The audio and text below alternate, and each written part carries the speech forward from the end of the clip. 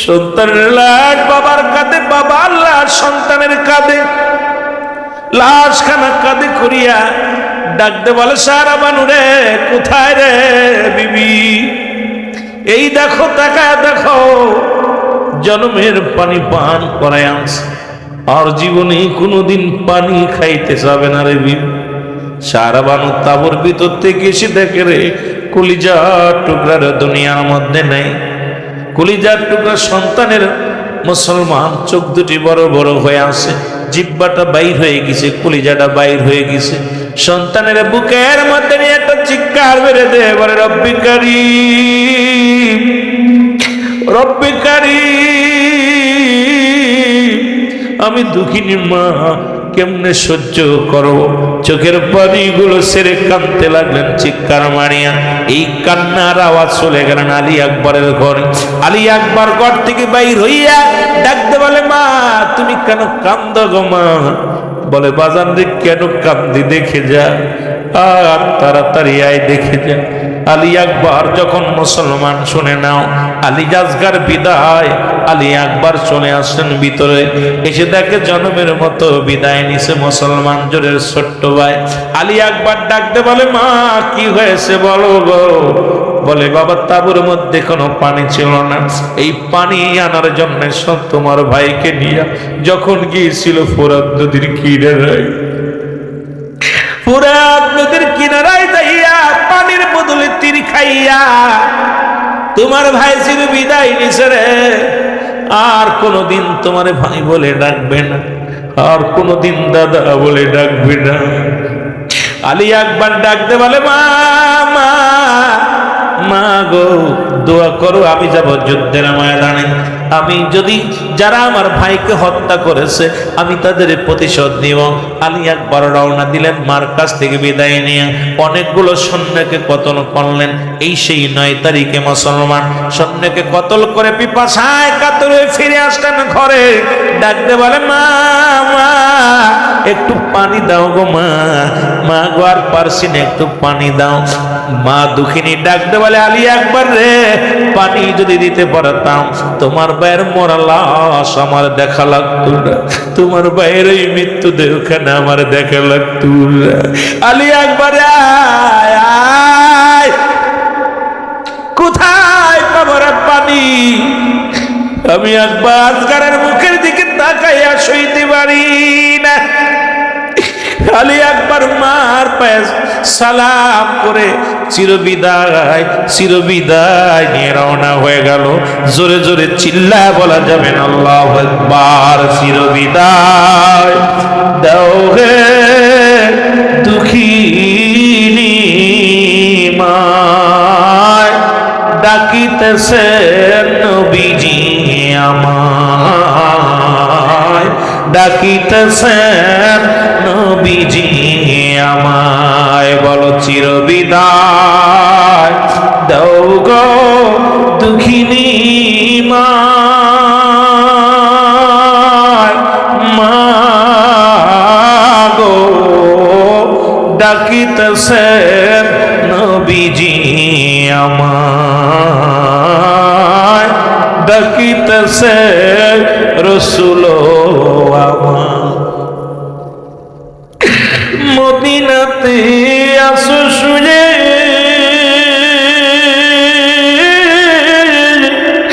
নবী আমি আলী আকবর দি সালাম চরণে, নিলাম বিদায় যাব যুদ্ধের ময়দান। চিরবিদায় দেও হে মা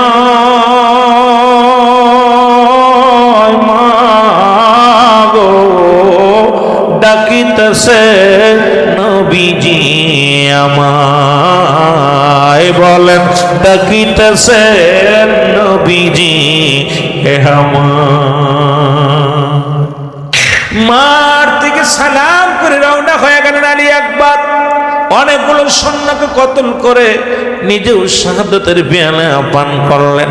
সবাই বলেন লিল্লাহি ওয়া ইন্না ইলাইহি রাজিউন। আলী আকবর চির বিদায় হয়ে গেল। শাহাদাতের পেয়ালা পান করলাম। মুহররমের 10 তারিখ হলো। আলী আকবরের খবর এসে গেল। রাত সকাল বাজার মুসলমান সারাদিন যুদ্ধ করে বিকেল হলো, সন্ধ্যা লেগে আসলো। হুসাইনের কানে আওয়াজ আসলো, আলী আকবর ও চির বিদায়। আলী আকবরকে ও মুসলমান বিদায়ের পরে হযরত হুসাইন রাদিয়াল্লাহু তাআলা এই দিনটা ডাকতে বলেন, আমি আর বসে থাকার সময় নাই, আমিও যাব যুদ্ধের ময়দানে। আমি আর কেন বসে থাকবো? কারণ জীবনের মায়া করে যদি তাঁবুর মধ্যে থাকি, রাহমাতুল লিল আলামিনের কাছে কি জবাব দিব? আমার আল্লাহর দরবারে আমি কি জবাব দিব? আমি আর ভয় তার আর এখানে থাকবো না, আমি যাব যুদ্ধের ময়দানে। 10 তারিখ হলো, সকাল হয়ে গেল। ডাকতে বলে, জয়নাব,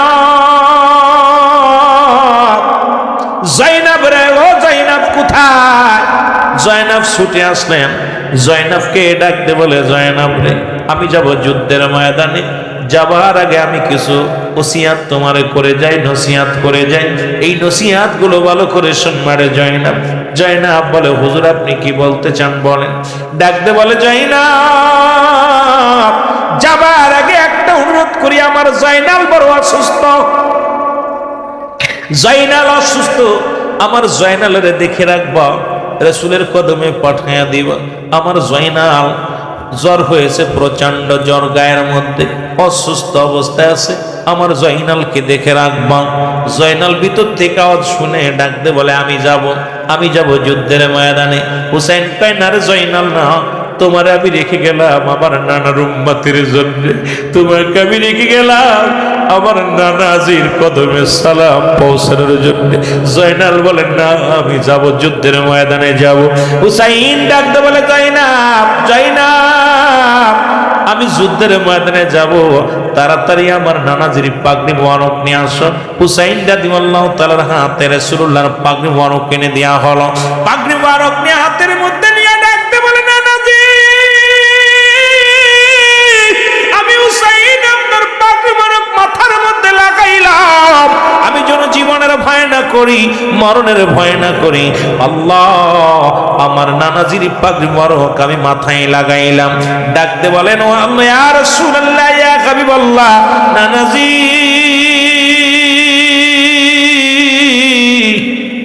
আমি আপনার পাগড়ি মোবারক আমার মাথার মধ্যে লাগাইলাম, যতক্ষণ পর্যন্ত দেহের মধ্যে প্রাণ পাখি থাকবে ততক্ষণ পর্যন্ত আমি শত্রু পক্ষের সঙ্গে আমি মোকাবেলা করব। ডাকতে বলেন, এইবার জয়নাব রে, আমার আব্বা জানের জুলফিকার মুবারক নিয়ে আসো। হযরত হুসাইন রাদিয়াল্লাহু তাআলার হাতে জুলফিকার মুবারক এনে দেয়া হলো। জুলফিকার মুবারক হাতের মধ্যে নিয়ে হুসাইন রাদিয়াল্লাহু তাআলা ডাকতে বলেন, বাবাজি, ও আমার বাবা, আমার আব্বা জান, আজকে আপনার তরবারিটা আমার হাতের মধ্যে, নানার পাগড়ি মোবারক আমার মাথার মধ্যে, আপনার তো এই তরবারিখানা আমার হাতের মধ্যে। আমি যাব যুদ্ধের ময়দানে, জীবনের জন্য ভয় না করি, যুদ্ধের ময়দানে রওনা হয়ে যাব। ডাকতে বললেন, আমার কোথায় রে জয়নাব? জয়নাব রে, জলদি যাও, আমার আমির হামজার বল্লভ মুবারক নিয়ে আসো। জোরে জোরে বলুন, আল্লাহু আকবার। টিয়া যায় রে, শুনলে করুণ ঘটনা,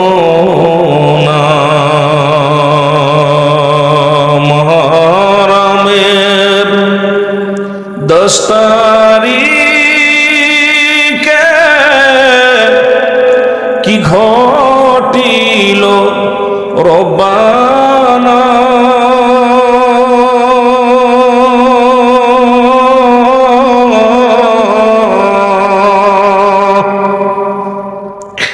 কলিজা ফাটিয়া যায় রে, শুনলে করুণ ঘটনা।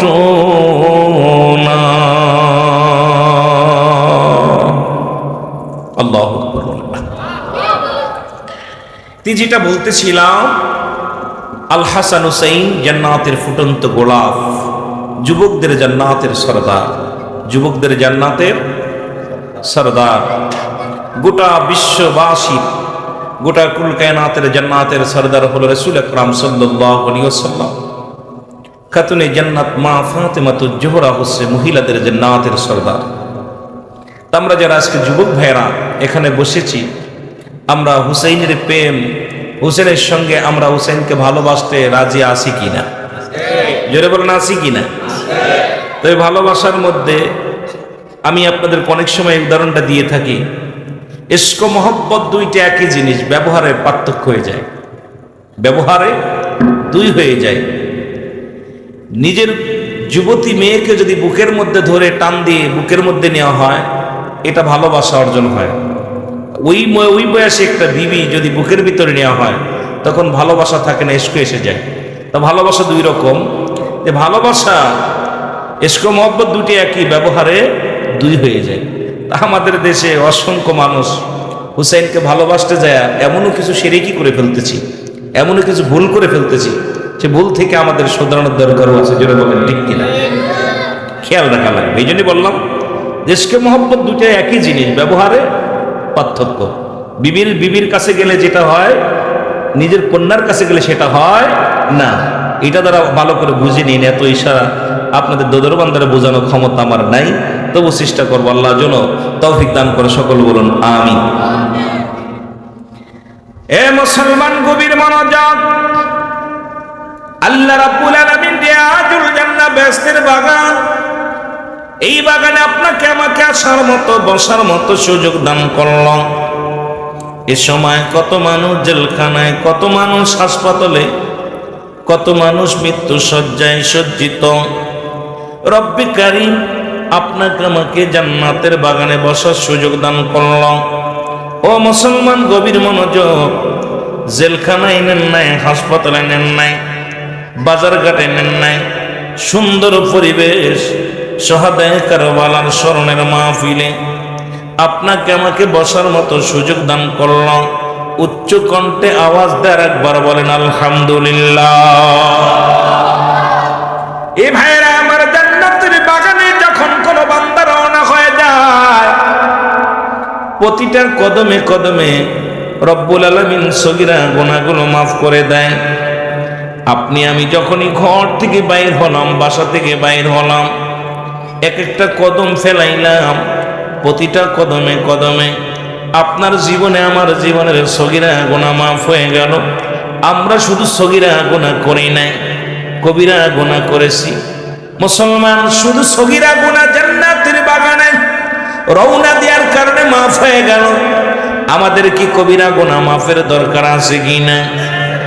আর একটু জোরে বলেন আছে কিনা? নামাজ ছেড়ে দেওয়া কবিরা গুনাহ।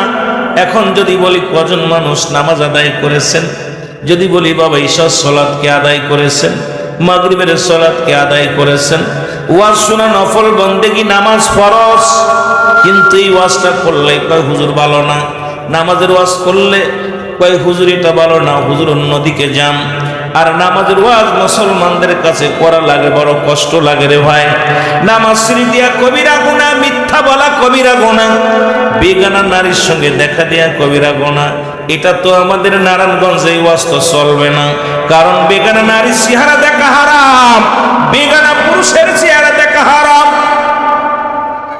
কথা বুঝেন না? হালাল কথা বলেন, হালাল। এই ওয়াজটা টাউনে চলে না, কারণ 12 দেশের 12টা ইয়া টাউনে জুটছে, আর এগুলোর কন্ট্রোল করে রাখে নিজের বোর্ডারে রাখতে পারি না। এগুলো রাখবে কিনা?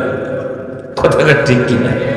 মুসলিম কান্ট্রি পাইছি, কিন্তু মুসলিম আদর্শ, ইসলামের আদর্শ পাই নাই। যদিও মুসলিম কান্ট্রি, আমরা মুসলিম দেশ পেয়েছি, কিন্তু ইসলামের বিধান 1% আমি মনে করি মানি না। যদি মানতাম তাহলে এইভাবে চলাচলতি করতে পারতাম না। বেগানা নারীর সঙ্গে দেখা দিয়া হারাম, বেগানা পুরুষের সঙ্গে দেখা দিয়া হারাম। আর কোন ব্যক্তি হারামকে হালাল বলার এখতিয়ার নাই, সঙ্গে সঙ্গে সে কাফের। আপনি যদি মনে করেন যে হুজুর কথা বলতেছে বানোয়াট বা মিথ্যা, সঙ্গে সঙ্গে আর ঈমান চলে যাবে। এই গুনাহগুলো মাফের দরকার আছে কিনা? কথা বলেন আছে? আল্লামা কুতুবী রাহমাতুল্লাহ বয়ান করে, দুনিয়ার মানুষ শোনো, আসমান থেকে জমিন পর্যন্ত যত গুনাহ করেছো, গুনার কথা মাথায় নিয়ে গুনার কথা মনের মধ্যে ধারণ করে বান্দা যখন কবরের ভয়ে জাহান্নামের ভয়ে খাস তওবা করে আল্লাহ বলে ডাক দেয়, রব্বি কারিমের কাছে প্রার্থনা করে, আল্লাহ আমি আর অন্যায় করব না, আমি আর ভুল পথে পা বাড়াবো না, রব্বি কারিম আমারে মাফ করে দাও। রব্বি কারিমের কাছে চাইতে দেরি, ক্ষমা পাইতে দেরি নয়, কারণ সঙ্গে সঙ্গে রব্বুল আলামিন আপনার আমার জিন্দেগির সব গুনাহ মাফ করে দিবে। জোরে বলেন সুবহানাল্লাহ। জান্নাতে আসার লাভ না লস? কথা বলেন, লাভ না লস? আপনি বাড়ি থেকে রওনা দিছেন, সগীরা গুনাহগুলো মাফ করছেন, এখন কবিরা গুনাহগুলো মাফ। আল্লামা কুতুবী রাহমাতুল্লাহ আলাইহি উনি বলতেছেন, দুনিয়ার মানুষ শোনো, মানুষ যখন ভুল বুঝতে পারে, গুনার কথা, অনেক গুনাহ করছে, এই গুনার কথা চিন্তা করে বান্দা যখন খাস তওবা করে আল্লাহ বলে ডাক দেয়, আল্লাহ আমি পাপী, কিয়ামত পর্যন্ত আর কোনো নবী আসবে না, কিয়ামত পর্যন্ত নবীদের দরজা বন্ধ, তওবার দরজা খোলা। কিসের দরজা খোলা? তওবার দরজা খোলা। আপনার আমার জন্য জান্নাতে যাওয়ার অনেক সুযোগ আছে, এরপরও যদি হেলায় হেলায় হারিয়ে ফেলি তাহলে আমার আপনার কপাল মন্দ। জোরে বলেন ঠিক কিনা? অনেক সুযোগ আছে, গুনাহগুলো মাফ হয়ে গেল। বান্দা শোনে না, এই মাহফিলে এসে যেহেতু দুই মানুষের মৃত্যু হয় দুইটা টাইমে, একটা হলো রাতের বেলা, একটা হলো দিনের বেলা। দিন শুরু করেছে আমার আল্লাহ নামাজ দিয়া, রাতও শুরু করেছে নামাজ দিয়া। নামাজ ছাড়া তো কোনো পথই আপনি পাবেন না, নামাজ ছাড়া কোনো পথ আপনার সম্ভাবনায় অবলম্বন করা। কারণ রাত শুরু করেছে আল্লাহ নামাজ দিয়া, রাতের শুরু হলো মাগরিব। দিন শুরু করেছে আল্লাহ নামাজ দিয়া, দিনের শুরু হলো ফজর।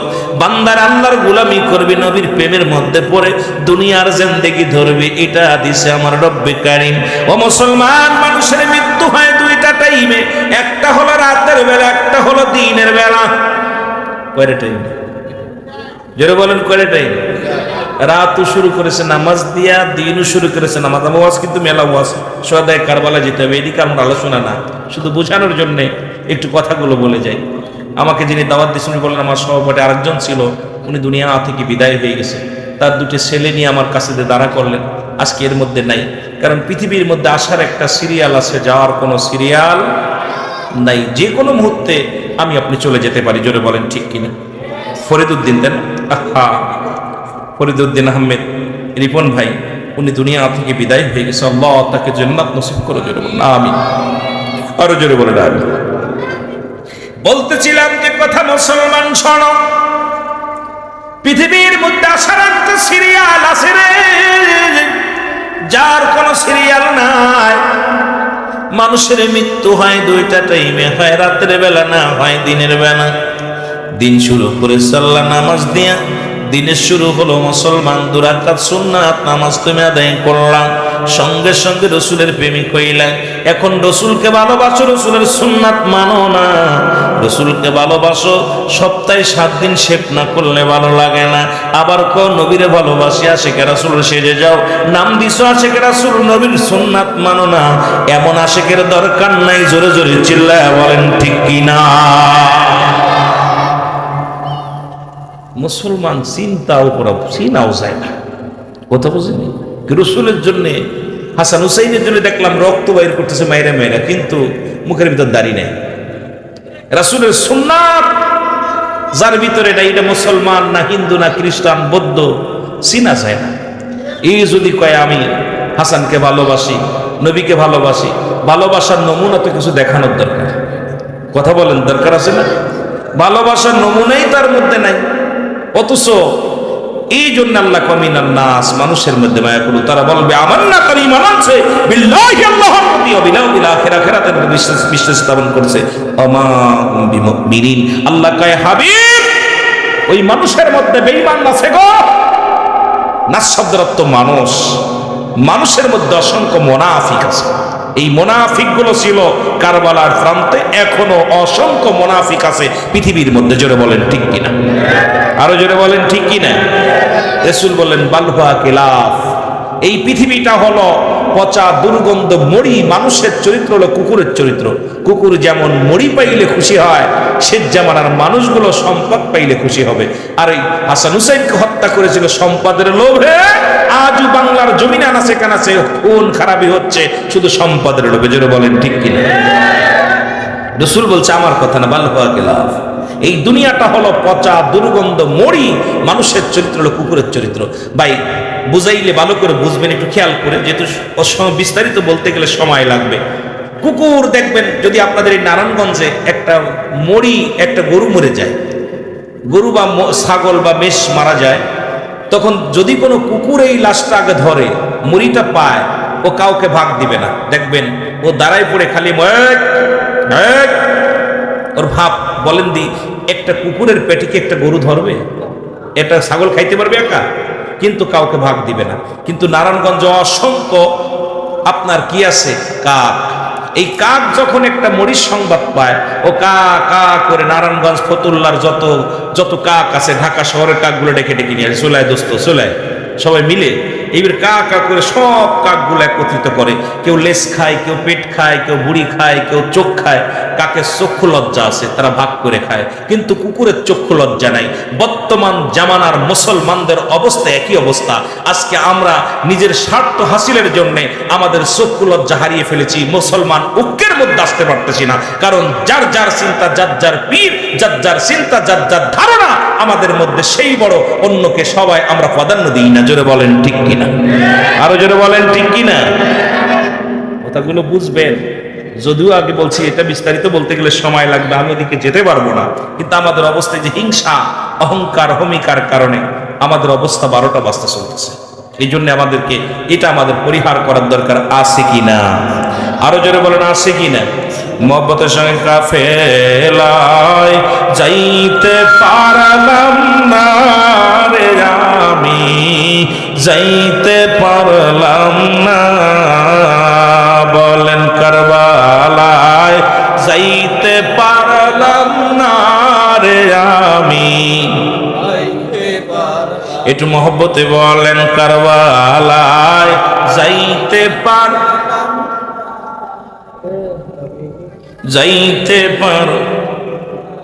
72 জন যে কাফেলা,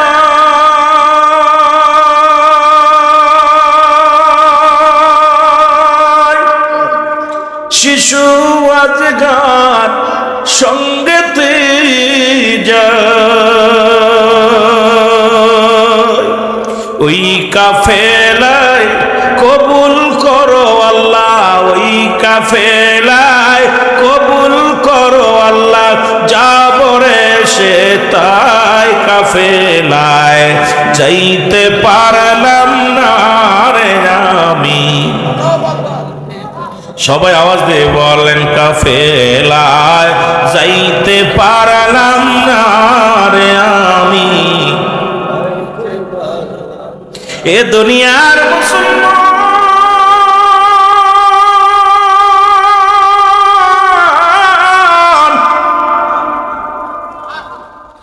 আলোচনা লম্বা করা যাবে না, সার মর্মগুলো আমি আপনাদেরকে জানাইব। কারবালার করুণ ইতিহাস, কারবালার মুসলমানদের কান্ডা লাগা শোনা। সোহাদা কারবালার ময়দানটা অনেক করুণ কাহিনী, অনেক মশমিশা বিষাদ সিন্দুর পড়লাম। কেউ বা সোহাদায়ে কারবালার স্মরণে পড়লাম, কেউ বা হায়রত মীর মোশাররফের লেখা পড়লাম, অনেক কিছু পড়লাম। কিন্তু কারবালার মূল ইতিহাসটা, যেখান থেকে ইসলামটা দুভাগ হয়ে গেল, আজও মুসলমানদের মধ্যে এই ভাগাভাগি রয়েছে রে মুসলমান। শুনে নাও, রাসূল আকরাম সাল্লাল্লাহু আলাইহি ওয়াসাল্লাম হাসান হুসাইনকে কত ভালোবাসতেন। আল হাসান আল হুসাইনকে অনেক মায়া করতেন, অনেক ভালোবাসতেন আল হাসান আল হুসাইন। ও যুবক বন্ধুরা, দিলের কান্ডা লাগা শোনো। কিন্তু এজিদ ছিল নরপশু, ক্ষমতা লোভী। দুনিয়ার মধ্যে যারা আজকে আমার দেশে অনেক মানুষ বলে এজিদকে রহমাতুল্লাহ আলাইহি বলে, আমি বলি আরে মুসলমান, তোমার মতো মুনাফিক আর জগতের মধ্যে নাই। এজিদকে যারা বলে যে এজিদ ভালো ছিল, এজিদ ভালো লোক ছিল, এজিদ বড় নিষ্পাপ ছিল, এজিদ বড় নামাজি ছিল। আমি বলি তুমি ভুল কথা বলো বাবা, কারণ এজিদের ষড়যন্ত্রই হলো পৃথিবীর মধ্যে হাসান হুসাইনকে হত্যা করা হলো। আর তার সব মুসলমান শুনে নাও, এই আমিরে মুয়াবিয়ার কলিজার আমিরে মুয়াবিয়ার কলিজার টুকরা সন্তান, নাম তার এজিদ, যিনি ছিল সব চাইতে ক্ষমতা লোভী। পৃথিবীর মধ্যে রাসূল আকরাম সাল্লাল্লাহু আলাইহি সাল্লাম বলে গেলেন, আমার ওফাতের পরে 30 বছর পরেই 30 বছরের মধ্যেই আল হাসান হুসাইন দেশের দায়িত্ব নেবেন, মুসলমানদের কালেমার দাওয়াত দিবে, গোটা বিশ্ববাসীর দাওয়াত দিবে। হাসান হুসাইন এই দুটি ভাইকে মানুষের কাছে বলে গেলেন, আমি আমার হাসান হুসাইন আমার ওফাতের পরে, কারণ তখন তারা বুঝতে এবং যখন এইটা বুঝবে মুসলমান শুনে না, দেশ পরিচালনার মতো উপযুক্ত হবে। আমার ওফাতের পরে 30 বছর পরেই আল হাসান হুসাইন দেশের দায়িত্ব গ্রহণ করবে। জোরে জোরে চিল্লায়া বলা যাবে আল্লাহু আকবার। কয় বছর? 30 বছর। রাসূল আকরাম সাল্লাল্লাহু আলাইহি ওয়াসাল্লাম ইন্তেকাল করলেন। অনেক পিছনে অনেক ইতিহাস, এটা বলতে গেলে মূল ইতিহাসটা বলতে পারবো না, যেহেতু শুহাদায়ে কারবালা আজকে সেই দিনটা, সুতরাং মূল আলোচনাটা আমাদের চলে যেতে হবে। মূল আলোচনা করে আসার পর যদি সুযোগ পাই আমি পিছনে আবার যাব। আমার ভাইয়েরা, আমার বন্ধুরা, আমার রাসূল আকরাম সাল্লাল্লাহু আলাইহি ওয়াসাল্লাম ইন্তেকাল করলেন, মা ফাতেমা ইন্তেকাল করলেন, হযরত আলী রাদিয়াল্লাহু তাআলা ইন্তেকাল করলেন। স্যার খলিফার জামানা শেষ, আসলামীর মুয়াবিয়া মুসলমান শুনে নাও, আসাফার ক্ষমতা তার দায়িত্ব পাইলেন আমিরে মুয়াবিয়া, কিন্তু তার কাজ সবসময়, তার একটা ছেলে ছিল, নাম হলো মাস্টার এজিদ। এজিদের সামনে বলে, এজিদ আস্তে আস্তে বড় হলো। এজিদকে বলল, বাবা শোনো, আমি তোমার বলে যাই, রাসূল আকরাম সাল্লাল্লাহু আলাইহি ওয়াসাল্লাম আমাকে বলেছে তার ইন্তেকালের পরে 30 বছর পরে হাসান হুসাইন দুজন ক্ষমতায় কি হবে, চেয়ারের মধ্যে বসবে। এজিদ শোনার পর বড় কষ্ট পাইলেন, চিন্তা করে, বাবা আমাদের দেশে যেমন বাবা মন্ত্রী হলে ছেলেও আমি মন্ত্রী, এমপি হলে আমি এমপি, আমিরে মুয়াবিয়ার সন্তান চিন্তা করে, বাবা যেহেতু দেশ পরিচালনা করে রাষ্ট্রনায়ক, আমিও না রাষ্ট্রনায়ক হব, এই চিন্তা তার মাথায় বড় ঘুরপাক খাইতে লাগলেন।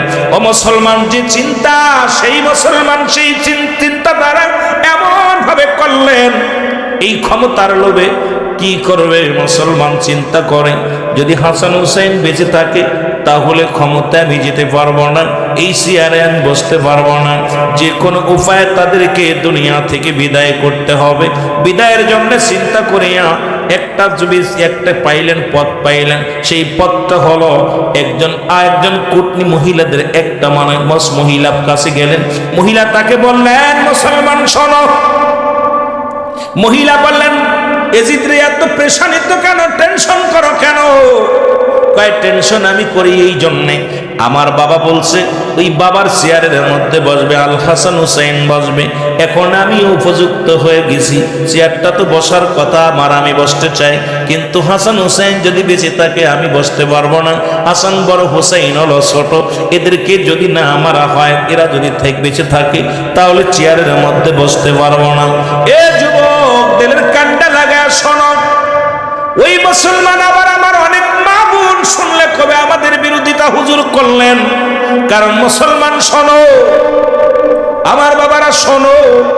এই বুড়ি চিন্তা করে ডাক দে, বলে এটা কোনো ব্যাপার না, আমি দেখবো। কে এইবার চলে গেলেন, মুসলমান শুনে নাও, হাসান রাদিয়াল্লাহু তাআলার বিবির কাছে চলে গেলেন, যে ডাকতে বলে, তুমি তো সাধারণ একজন জনগণের বিবি, সাধারণ একজন মানুষের বিবি, শোনো তুমি হাসানের বিবি, তোমাকে একটা অনুরোধ করি, তোমার কি পৃথিবীর মধ্যে লোভ নাই এই রাষ্ট্রনায়কের বিবি হবা, অনেক ধন সম্পদ উপার্জন করবা, ভোগবিলাস দুনিয়ার মধ্যে শান্তিতে থাকবা, এই চিন্তা কি তোমার মাথায় নাই? আল্লাহ মেয়েদের ভিতরে কয়েকটা জিনিস দিয়েছে, তার মধ্যে 1 নাম্বার লোভ, 2 নাম্বার ত্যাগ, 3 নাম্বার কঠোর। মেয়েদের ভিতরে 3টা গুণ। 1 নাম্বার, তারা কঠোর। যদি কোনো মেয়ে একবার রাগ করে, অভিমান করলে হয় বিষ খাবে, নাই স্বামীরে তালাক দিবে, না হয় ঘর ছেড়ে চলে যাবে। আবার ত্যাগ করতে পারে। সারা বছর আপনি এত কষ্ট করে লালন পালন করলেন, বিয়ে দেওয়ার সঙ্গে সঙ্গে বাপ মা সব বাদ দিয়ে স্বামীর হাত ধরে চলে যায়। আর একটা হলো মায়া। দেখবেন ওদের ভিতরে মানুষের একটা দুইটা কথা বলে, মায়াবী কথা বললে তো চোখে পানি চলে আসে। এই জন্য মায়া, ত্যাগ আর কঠোর, এই তিনটা গুণ ওদের ভিতরে, তিনটা গুণ দেওয়া। এই জন্যে মেয়েদেরকে এই মেয়েরা আবার লোভী হয় বেশি, লোভ প্রকৃতি বেশি হয় মেয়েরা। আমার ভাইরা, আমার বন্ধুরা, আমার এজিদের কুপরামর্শ কি করলেন? কুটনি বুড়ি যা যখন বললেন, বলা পরাজি হয়ে গেলেন। আমার মুসলমান বাবারা কি করলেন? শোনে নাও। ওনার ছোট বিবির নাম ছিল জায়দা।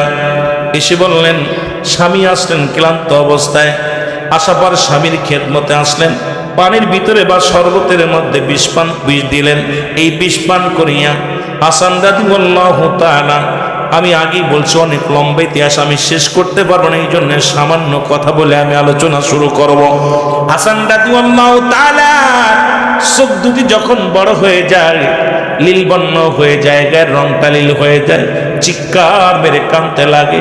দৌড়ে আসলেন হযরত হুসাইন রাদিয়াল্লাহু তাআলা, ডাক শুনিয়ে আসলেন। হুসাইন রাদিয়াল্লাহু তাআলা ডাকতে বলে, ভাই হাসান, হাসান রে, কি হয়েছে বলো? বলে, ভাই রে, আমি কিচ্ছু বলবো না, তবে আমি চলে যাব চিরবিদায়।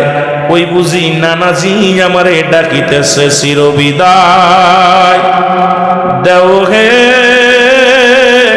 ও ভাই হোসেন রে, ডাকিতেছে নানাজি আমার। বলেন, ডাকিতেছে নানাজি আমায়, চিরবিদায় দাও হে ভাই হোসেন রে, ডাকিতেছে নানাজি আমায়। বলেন, ডাকিতেছে নানাজি আমায়। ও ভাই হোসেন রে,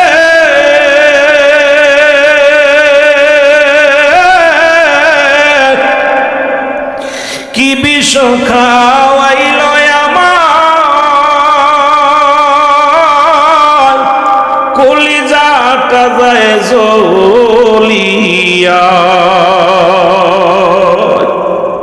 ও ভাই হোসেন রে, কি বিষ খাওয়াইল আমার, কলিজাটা যাই জ্বলিয়া। বলো আমার নানাজি রে যায়া, ও ভাই হোসেন রে, ডাকিতেছে নানাজি আমায়। বলেন, ডাকিতেছে নানাজি। ও ভাই হোসেন রে,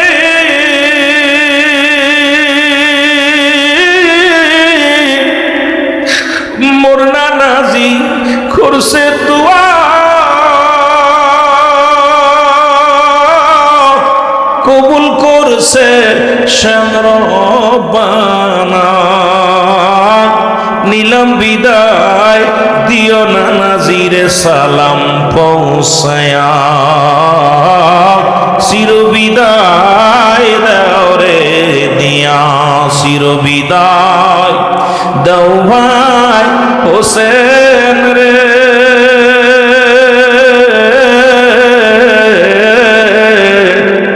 ডাকিতেছে নানাজি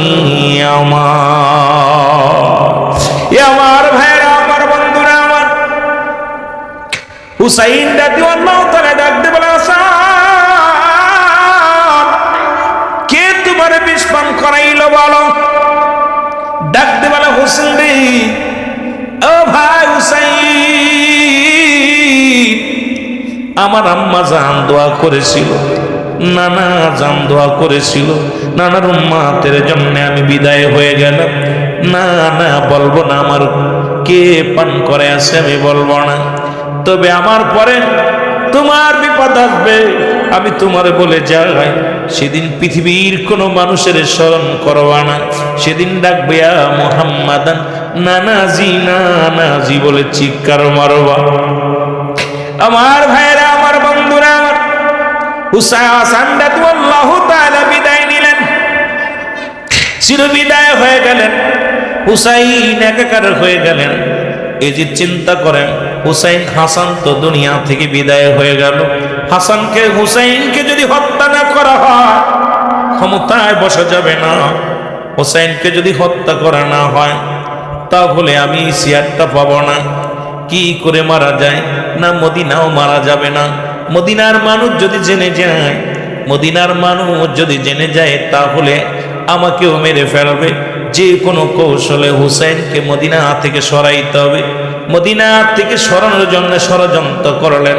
মুসলমান শুনে নাও, কুফা নগরের গভর্নর তার কাছে যা বললেন, ডাকতে বলেন, মুসলমান শুনেন, আপনার জিহাদ।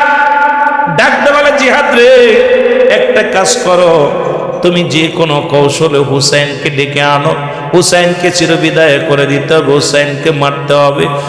হাসানকে শাহাদতে, হাসানকে মৃত্যু কি করেছি, মারা হয়েছে, হুসাইনকে দুনিয়া থেকে বিদায় করে দিতে হবে। হুসাইনকে মারার জন্যে চিঠি লেখা শুরু করলেন ইবনে জিয়াদ, একটার পর একটা চিঠি লিখতে লিখতে কিতাবের মধ্যে আছে, কোথাও আছে 10,000, কোথাও আছে মুসলমান 40,000, কোন জায়গা আছে মুসলমান এইরকম 700 চিঠি। তবে সর্বপরিহারে সমস্ত ওলামা একরামের, এক মুসলমান সে অনেক ওলামা একরাম বলেছেন 700 চিঠি এসেছিল। কুফা থেকে একটা নয়, দুটি নয়, 700 চিঠি এসে পৌঁছে মক্কা নগরে এসে পৌঁছালেন।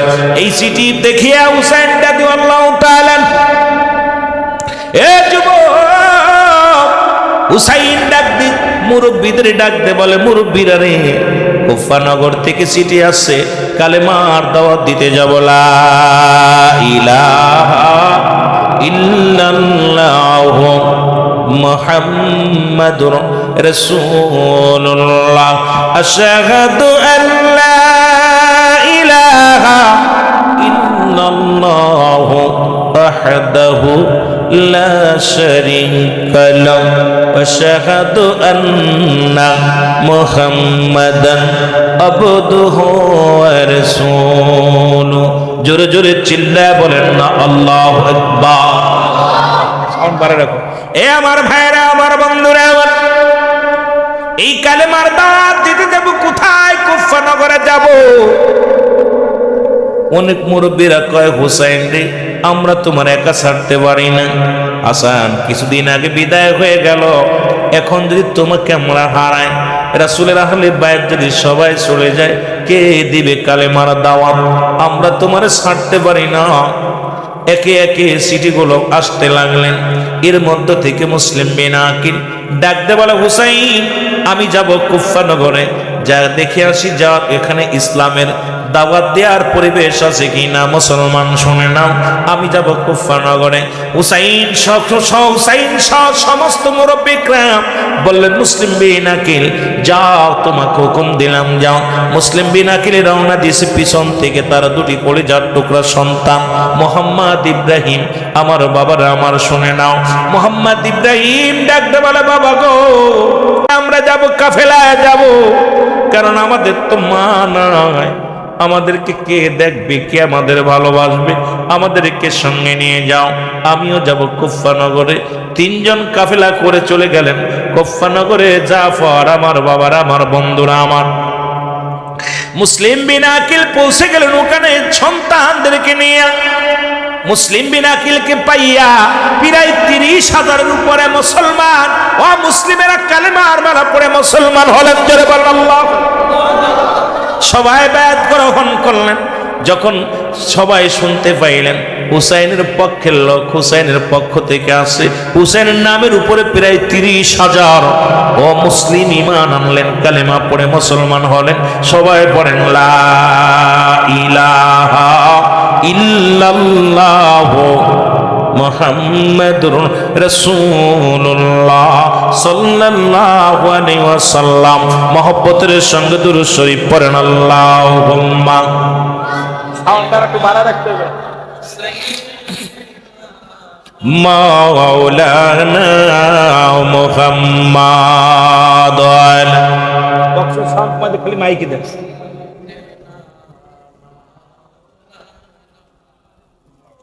এ আমার ভাইরা, আমার বন্ধুরা, আমার শুধু নামের নাম শুনে নামের উপরে প্রায় 30,000 মানুষ ঈমান আনলেন। একজন দুজন নেই, 30,000 মানুষ হুসাইনের নামের উপরে ঈমান আনছে। এইটা দেখিয়া অত্যন্ত খুশি হইয়া মুসলিম মিনাকিল চিঠি লিখলেন, হুসাইন রে কুব্বা নগরে জলদি করে চলে আসো। এই দেশের মানুষগুলো বড় ভালা, বড় আদর্শবান, বড় নবী প্রেমী, বড় তোমার ভালোবাসে, চলে আসো রে হুসাইন, তাড়াতাড়ি চলে আসো। হুসাইন এই চিঠি লিখলেন, চিঠি লিখে যখন পাঠায়া দিলেন, এদিকে মুসলিম বিন আকিল মসজিদে নামাজগত অবস্থায় ছিলেন। এই নামাজগত অবস্থায় যাইয়া তাকে হত্যা করলেন মসজিদের ভিতরে। বড় কষ্ট লাগে রে মুসলমান, আজকে দেখি মসজিদে বাংলার জমিনে মসজিদের ভিতরে মারামারি হাঙ্গামা শুরু করছে। বড় লজ্জা লাগে কথাগুলো বললে, হয়তো অনেকের গায়ে লাগবে, তবু বলতে হয়। বাংলাদেশের মধ্যে আমাদের জাতীয় মসজিদ বায়তুল মোকাররম দেখলাম মুসলমান কয়েক মাস আগে যেখানেও জুতো সুরাসুরি ভিক্ষার মারা হলো। এটা বড় নেককারজনক কাজ। জোরে জোরে চিল্লায় বলেন ঠিক কিনা? অধিকাংশের মসজিদের ভিতরে হাঙ্গামা মারামারি, পিরাই দেখি মসজিদে আগুন ধরাই দিচ্ছে, মসজিদের ভিতরে মারামারি, মসজিদের কমিটি নিয়ে মারামারি, মসজিদ ইমামকে নিয়ে মারামারি। শুরু হলো কি? ও সেই কারবালার সেই দোসররা এখনো আছে কিছু। জোরে বলেন ঠিক কিনা? বাইকের আওয়াজ কি হলো? এত সুন্দর বাজলো, এখন আবার হঠাৎ করে একদম আওয়াজ কমে গেল। ভাই কি ঘটনা কি? একটু মহব্বতের সঙ্গে দুরূদ শরীফ পড়েন আল্লাহুম্মা।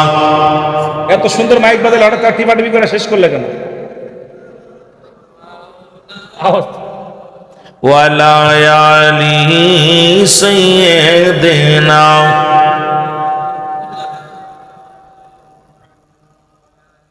আরো জোরে বলেন আল্লাহুম্মা।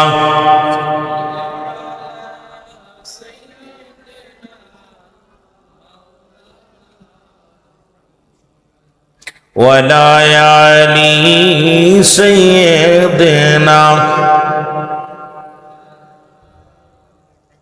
এ আমার ভাইরা, আমার বন্ধুরা, আমার দুনিয়া থেকে বিদায় করে দিল মুহাম্মদ ইব্রাহিম। দুটি ভাই খেলা করতে গিয়েছিল, ছোট্ট ছোট্ট দুটি বালক। শুনতে পাইলেন দুনিয়ার মধ্যে বাবা নাই, সন্তানের কাঁধে বাবার লাশ, বাবার কাঁধে সন্তানের লাশ। এই পৃথিবীর কে সহ্য করতে পারে রে, যে বাবার লাশ কাঁধে নিচে যে সন্তান, তারে জিগাইবেন, ছেলে বলবে দুনিয়ার মানুষ শোনো, পৃথিবীর সব চাইতে ভারী বস্তু হলো আমার আব্বার লাশ, পৃথিবীর সব চাইতে ভারী বস্তু আমার মায়ের লাশ। এ আমার ভাইরা, মুসলিম বিন আকিলের কলিজা টুকা যখন শুনতে পাইলেন বাবা নাই, ডাক দে বলে রব্বি কারীম,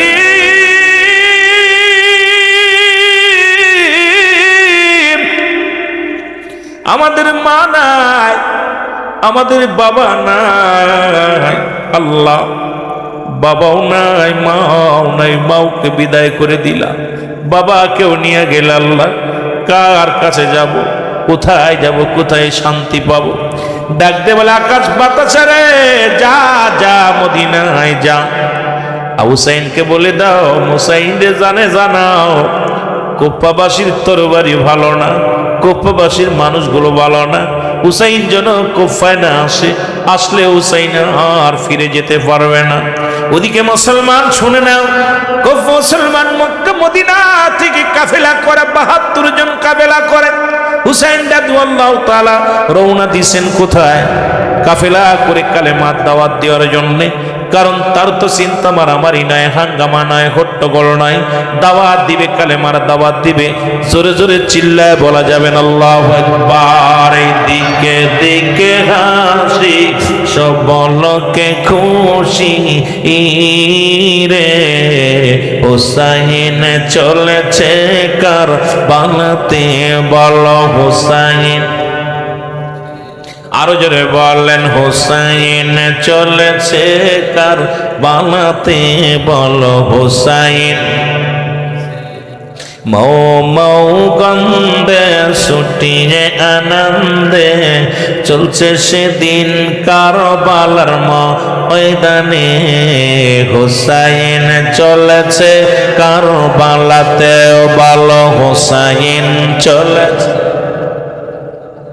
72 জন কাফেলায় শিশু আকবর সঙ্গে যায়। অনেকে কইতে পারে হুজুর কারবালায় যাচ্ছে আনন্দে কিসের আনন্দ? তখন হুসাইন জানে না যে আমার শাহাদাতের পেয়ালা পান করতে হবে। বড় আনন্দ যে আমি রাসূলুল্লাহর দাওয়াত দিব, কালেমার দাওয়াত দিব, ইসলামের দাওয়াত দিব, মনে বড় আনন্দ লাগছে। এখন আপনারা আইছেন এখানে সবাই ওয়াজ শোনার জন্য, 2টা ওয়াজ শুনবেন, এখন আনন্দের সঙ্গে আসছেন। এখানে হট্টগোল হবে আপনারা কেউ জানেন? কেউ জানি না। হুসাইন তো আসছে আনন্দ নিয়া, মুখে বড় আসবো, এক বুক ভরা আশা নিয়ে গেছে যে আমি রাসূলুল্লাহর কালেমার দাওয়াত পৌঁছাই দেব কুফা নগরে। 72 জন কাফেলায় শিশু আকবর সঙ্গে যায় দিতে কালেমার দাওয়াত রে। হুসাইন চলেছে কারবালাতে বলেন হুসাইন। আরো জোরে বলেন হুসাইন চলেছে কারবালাতে বলেন হুসাইন। এইদিকে দিকে হাসি সব লোকে খুশি রে। হুসাইন চলেছে কারবালাতে বলেন হুসাইন। কোথায় আমার নানাজি ময়দানে ছুটছি আমি দিব কালেমার দাওয়াত পৌঁছায়ে বলেন দিব কালেমার দাওয়াত পৌঁছায়ে। হুসাইন চলেছে কারবালাতে বলেন হুসাইন। আস্তে হুসাইন চলেছে কারবালাতে বলেন হুসাইন। এ আমার ভাইরা আমার বন্ধুরা আমার, এদিকে মুসলিম বিন আকিলের ওয়াজ করলেই তো আছে। যদি আমি আগেই বলছি সংক্ষিপ্ত আকারে মূল ইতিহাসটা বলবো, এরপর অন্যদিকে যাব। এ মুসলমান, মুসলিম বিন আকিলের 2টি কলিজার টুকরা সন্তান, তারা তো পালাইতে লাগলেন কুফা থেকে, যদি ধরতে পারে মেরে ফেলবে। ঘোষণা করে দিলেন ইবনে জিয়াদ, যদি কোনো ব্যক্তি 2টি মানুষকে জীবিত ধরে দিতে পারো বা মৃত্যু আনতে লাশ আনতে পারো, মাথা আনতে পারো, এত বকশিশ দিব, এত পুরস্কার দিব। মানুষ লোভে বলছে বালহুয়া কিলাপ, মানুষের ভিতরে লোভ, এই লোভ বিরাজ করে, মানুষের ভিতরে লোভ আসছে। এবার লোভে পড়ে গেলেন। 2টি ভাই সারাদিন ভরে পালায়া থাকে, রাত ভরে দৌড়ায়। এই যে 2টি ভাই পালায় খুঁজে মদিনার দিকে ছুটে আসে, হুসাইন যেন কুফা নগরে না যায়। ও আমার ভাইরা আমার বন্ধুরা আমার, এদিকে হুসাইন তো 72 জন কাফেলা নিয়ে রওনা দিয়েছেন। মুহররমের 1 তারিখ হয়ে গেল। 1 তারিখে আসে তাবুকা, 1 তারিখ, 2 তারিখ, 3 তারিখ, 4 তারিখ, 5 তারিখ। মুসলমান 7 তারিখ হলো, এই 7 দিন পরে তাবু গাড়লেন, ওই কারবালা প্রান্তরে তাবু গাড়লেন।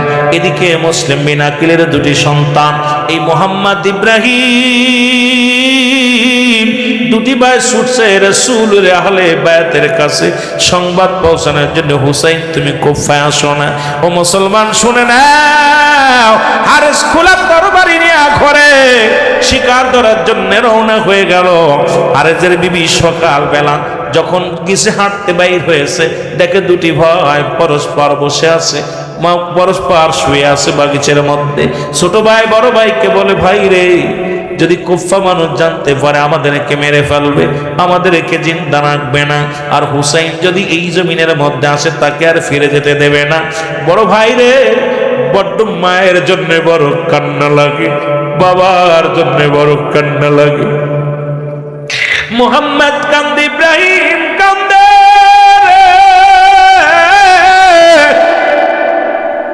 2টি ভাই চোখের পানি ধরে কান্দে, ফেলে কান্দে।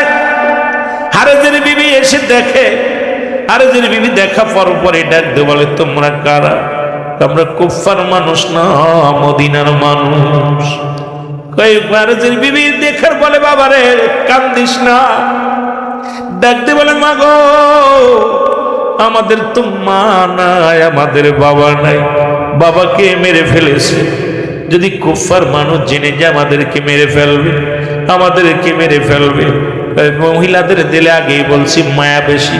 কান্না দেখিয়া হারেজের বিবি নিয়ে গেলেন বাড়িতে, বাড়ি নিয়ে লুকায় রাখলেন।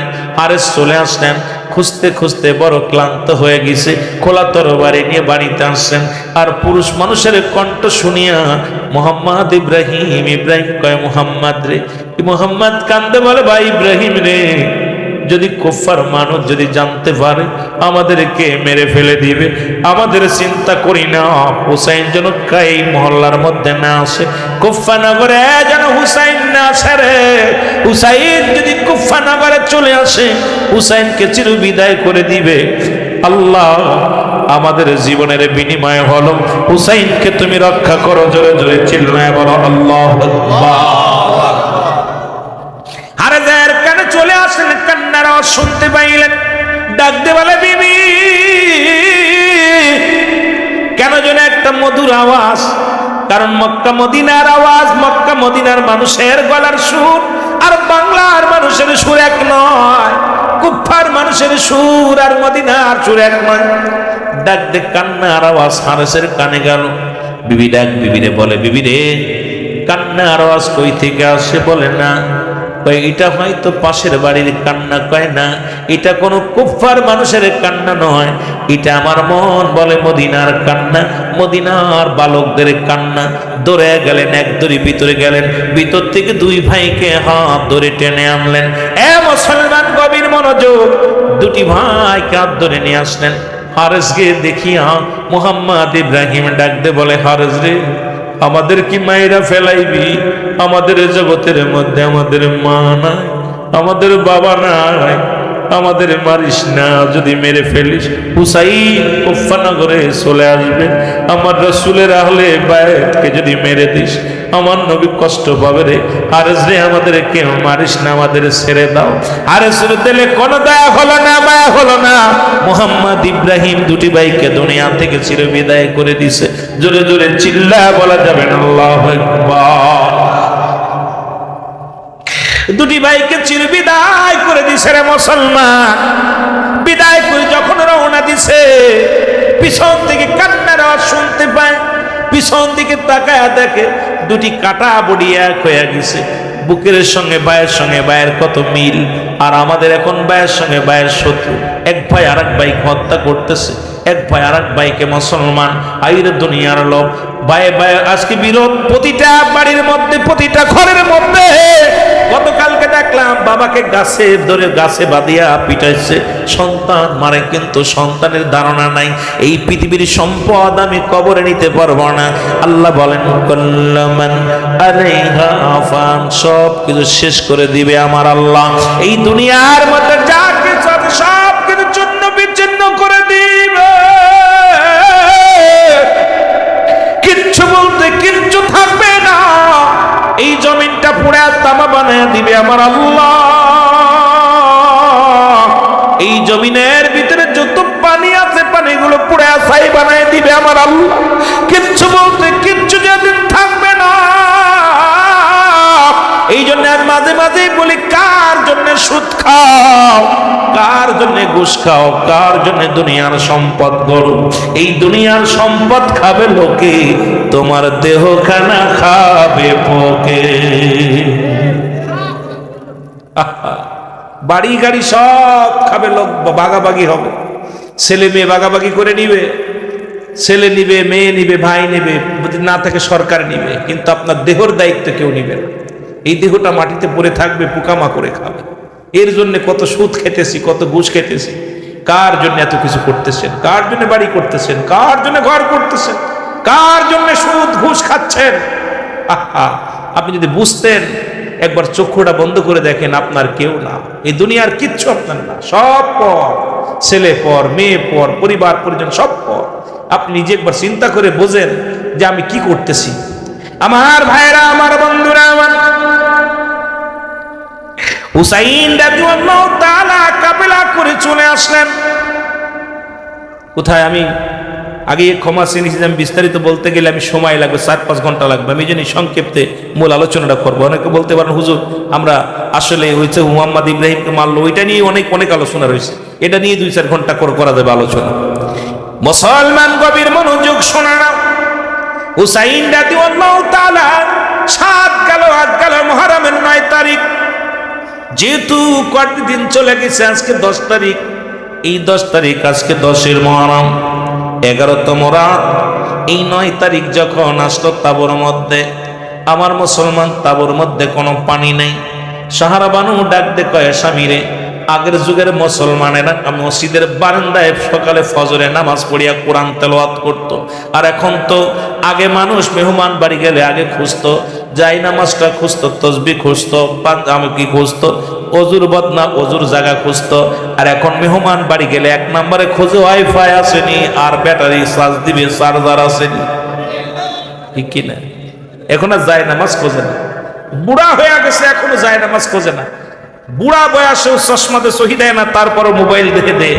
এই যে মোবাইল, এর বাপের একটা রাজ্যে চলে আসছে, কোরআন শরীফের সাথে সম্পর্ক নাই। আমার ভাইরা, আমার বন্ধুরা, আমার সাহারা বানু ডাক দে কয় স্বামী,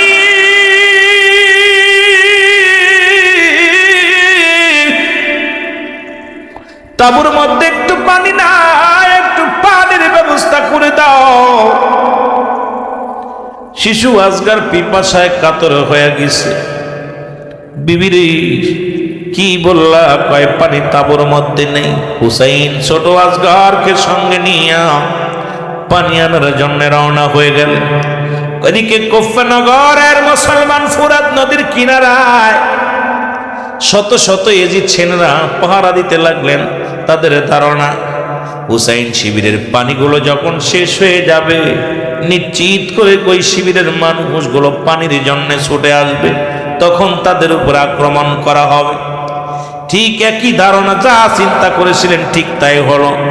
পানি যখন ফুরিয়ে গেছে, হুসাইন রাদিয়াল্লাহু তাআলা পানি আনার জন্য রওনা হয়ে গেছে। হুসাইন ডাকতে বলে, এই ইয়াজিদের সেনারা শোনো, আমার গ্রামের আলী আজগার বড় পিপাসায় কাতর রে, একটু পানি দেওয়া যাবে নি? একটু পানি দাও, ছোট্ট মানুষ পিপাসায় কাতর হয়ে গেছে। অনেক অনুনয় বিনয় করতে লাগলেন।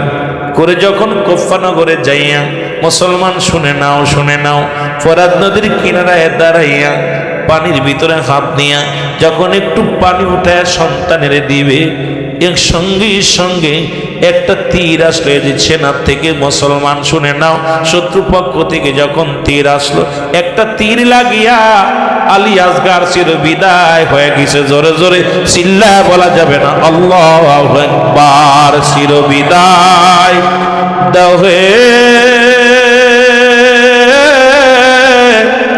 ও বাবাজি গো, ডাকিতেছে নবীজি আমায়, ডাকিতেছে নবীজি আমায়।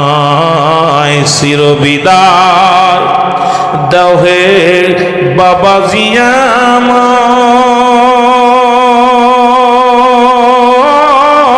আমায়, ও বাবাজি গো, ডাকিতেছে নবীজি আমায়, ডাকিতেছে নবীজি আমায়।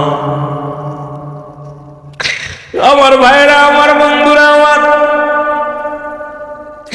এই কুল যখন তীরটা বাইর করেছে, সঙ্গে সঙ্গে কলিজাটা বাইর হয়ে গেছে, চোখ দুটি বড় বড় হয়ে গেছে রে, জিহ্বাটা বাইর হয়ে গেছে। সন্তানের বলতেছিলাম, সন্তানের লাশ বাবার কাঁধে, যারা সন্তানের লাশ নিছে রে,